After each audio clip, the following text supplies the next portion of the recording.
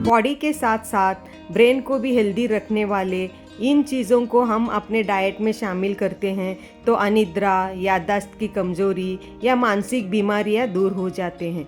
नमस्ते फ्रेंड्स, स्वागत है आपका मेरे चैनल झलक कृष्णा की रसोई का में। तो चलिए बनाते हैं ड्राई फ्रूट्स के लड्डू या डिंकाचे लाडू।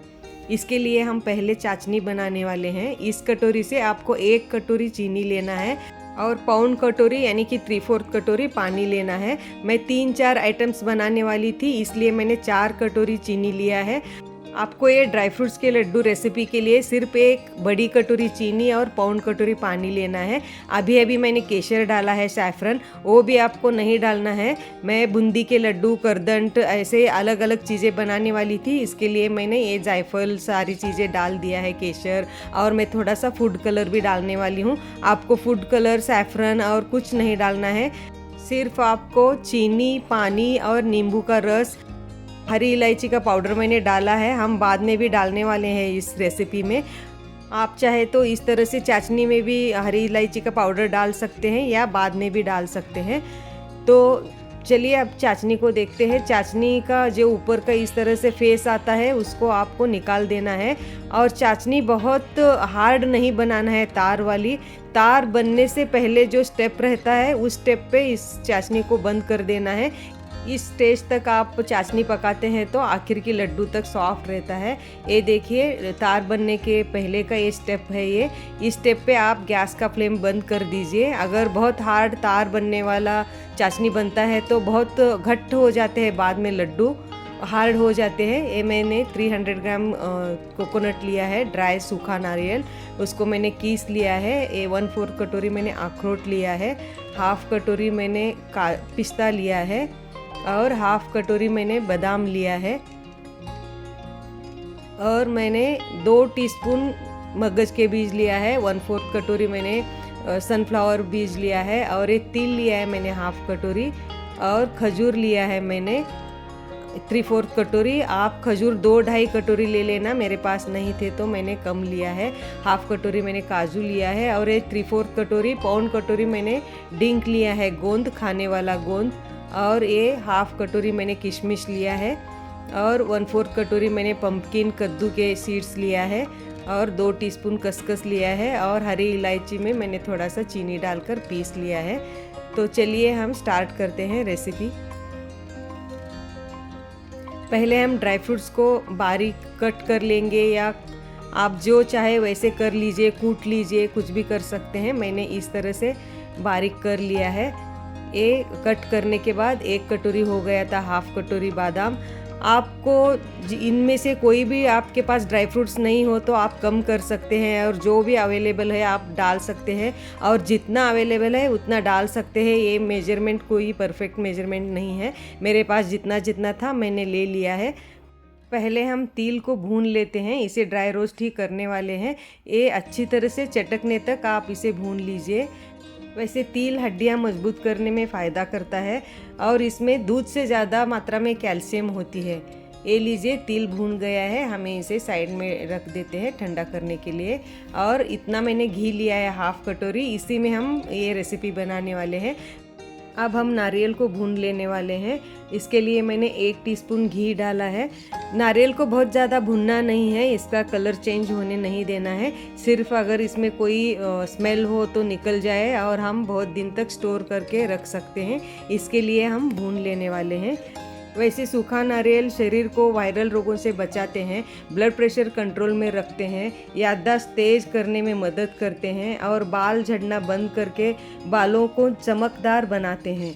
तो चलिए हम अगले पिस्ता, काजू, बादाम और अखरोट भून लेते हैं। पहले मैंने एक एक भूनने का ही सोच लिया था, तो मुझे लगा बहुत देर हो जाएगी, इसलिए मैं और थोड़ा ज़्यादा घी डालकर बाकी की चीज़ें डालने वाली हूँ। मैंने पहले काजू डाल दिया है, अब मैं पिस्ता डाल रही हूँ और बादाम भी इसी में डालेंगे। और बाद में मैंने अखरोट भी डाल दिया है इसी में। इसका हल्का गोल्डन कलर होने तक हमें भून लेना है। वैसे काजू कोलेस्ट्रॉल कम करने में बहुत मदद करता है और खून की कमी दूर होने में मदद करता है। हड्डियों के साथ साथ इसकी वजह से याददाश्त भी बहुत अच्छी हो जाती है। और पिस्ता की वजह से डायबिटीज़ में बहुत फ़ायदेमंद है। हड्डियों के साथ साथ सूजन कम करता है और इम्यूनिटी बढ़ाता है।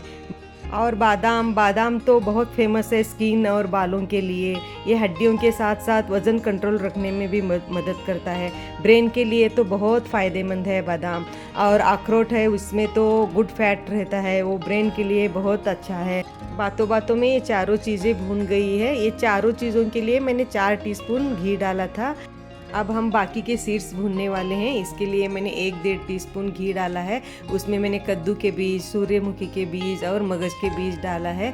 इसका हम हल्का कलर चेंज होने तक भून लेने वाले हैं। वैसे कद्दू के बीज इम्यून सिस्टम को मजबूत करता है, हड्डियों के साथ साथ बेहतर नींद और डायबिटीज़ में बहुत अच्छा फ़ायदेमंद है। इसके सेवन से शरीर में कैंसर सेल्स को ख़त्म किया जा सकता है। और सूर्यमुखी के बीज हार्मोन्स को बैलेंस करते हैं, सूजन कम करने के साथ साथ ब्लड शुगर कंट्रोल में रखते हैं। मगज के बीज तो आंखों के लिए बहुत अच्छे हैं और एसिडिटी को ख़त्म करते हैं, वज़न कम करने में मदद करते हैं। चलिए अब हम गोंद भून लेने वाले हैं, फ्राई करने वाले हैं। गोंद के लिए थोड़ा ज़्यादा घी लगता है, तो इस बार मैंने पाउडर ही गोंद लिया था। हर बार मैं जो खड़ा गोंद आता है वही लेती थी, वो बहुत अच्छा भून जाता था। इसके लिए मुझे थोड़ा ज़्यादा घी डालना पड़ा, 1-2 टीस्पून। कोई बात नहीं, मैंने इसे अच्छी तरह से भून लिया है। वैसे गोंद हड्डियां और जोड़ों में मजबूती लाता है, आंतों को ठंडक देता है, सूजन के साथ साथ त्वचा को हाइड्रेट रखता है, त्वचा में निखार लाता है, शरीर के कमज़ोरी को दूर करता है, वज़न घटाने में मदद करता है और ख़ासकर भूख को कंट्रोल करता है। तो चलिए बचे हुए घी में मैंने किशमिश डाल दिया है। वैसे किशमिश तो हड्डियाँ, त्वचा, कोलेस्ट्रॉल के साथ साथ ये थकान दूर करता है, दिन भर एनर्जेटिक फील होता है, मतलब एनीमिया की समस्या दूर करता है। और खजूर में तो नेचुरल स्वीटनेस रहती है, ये शुगर और गुड़ को रिप्लेस करता है और हड्डियों के साथ साथ इससे ब्लड सर्कुलेशन बहुत अच्छा होता है। तो चलिए खजूर और किशमिश भून गए हैं। हमने सारी चीज़ें भूनकर एक ही पतीले में डाल दिया है। थोड़ा सा घी लगा होगा इसलिए मैंने नारियल को डालकर पोंछ लिया है कढ़ाई को। तो चलिए अब हम जो ठंडा करने के लिए रखा था तिल को हम दरदरा सा ही पीस लेने वाले हैं। ये देखिए, इसे इस तरह से दरदरा से पीसना है पल्स मोड पर। इसका फाइन पाउडर नहीं बनाना है, पीसकर हम उसी में इसे मिक्स कर देंगे सारी चीज़ों के साथ। अब हम गोंद को पीस लेने वाले हैं। मैं हर बार वो खड़ा गोंद लेके आती थी, वो जो मैं सिर्फ हाथों से क्रश करके डालती थी और लड्डू में वो ऐसे लगता था जैसे बटर स्कॉच आइसक्रीम में कैरामल रहता है बीच बीच में से, वैसे ये लड्डू में कुरकुरा रहता था वो जो मैं अक्का खड़ा गोंद डालती थी। तो कोई बात नहीं है, दोनों का काम एक ही है। इस बार मुझे पीसना पड़ा। इसे अच्छी तरह से मैंने नारियल डालकर पोंछ लिया है। सारी चीज़ों में घी रहता है तो मैं पोंछ ले रही हूँ सारी चीज़ें। बहुत इजी है फ्रेंड्स ये करने के लिए, और जितना इजी है उतना खाने के लिए बहुत पौष्टिक रहता है। ये सर्दियों में ज़रूर बनाना चाहिए। और इस तरह से जो खजूर रहता है उसे अलग अलग कर लीजिए हाथों से। और खजूर आप 2-2.5 कटोरी ज़रूर डालना फ्रेंड्स। मेरे पास नहीं था, मैंने देखा नहीं था, तब लाने वाला भी कोई नहीं था, मैं भी नहीं जा सकती थी। मैंने हरी इलायची में थोड़ा सा चीनी डालकर पीस लिया था। मैंने चाशनी में भी डाला है, आप दोनों में से एक तरफ ही डालना। मैं वो अलग चीज़ों के लिए चाशनी बनाया था, 3-4 चीज़ों के लिए, तो मैंने उसमें डाल दिया था हरी इलायची का पाउडर। आप इस तरह से हाथों से अच्छी तरह से मिक्स कर लीजिए। खसखस वो सब तरफ जाना चाहिए, क्योंकि खसखस बहुत कम रहता है लेकिन सब तरफ जाता है। जब आप लाडू बांधते हैं तो बहुत मस्त लगता है, खसखस दिखने में बहुत सुंदर दिखता है खसखस की वजह से। अब मैं चाशनी डाल रही हूँ। ये चाशनी ठंडा हुआ तो भी चलता है, थोड़ा सा गर्म रहा है तो भी चलता है। हर बार ये चाशनी डालने के लिए मेरे हस्बैंड रहते थे, लेकिन इस बार मैं अकेली ही थी। कोई बात नहीं, हो गया था। मैंने ठंडा होने के बाद चाशनी डाला था। इसमें चाशनी डालकर अच्छी तरह से मिक्स कर लीजिए। अच्छी तरह से मिक्स करने के बाद हम इसे लड्डू बांधना शुरू कर देंगे।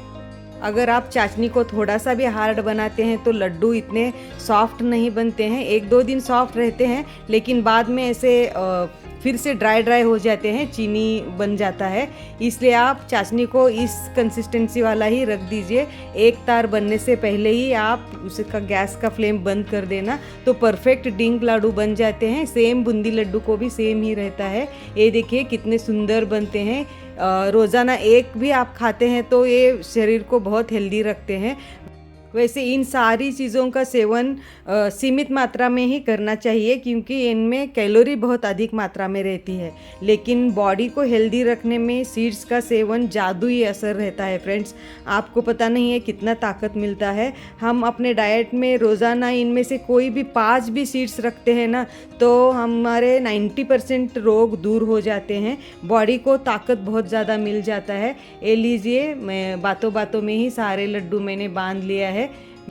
मेरे ड्राई फ्रूट्स के लड्डू या डिंग के लाडू की रेसिपी पसंद आए तो मेरे वीडियो को एक लाइक करके मेरे चैनल को सब्सक्राइब करके ज़रूर रखना फ्रेंड्स। फैमिली और फ्रेंड्स में इस रेसिपी को शेयर ज़रूर करना।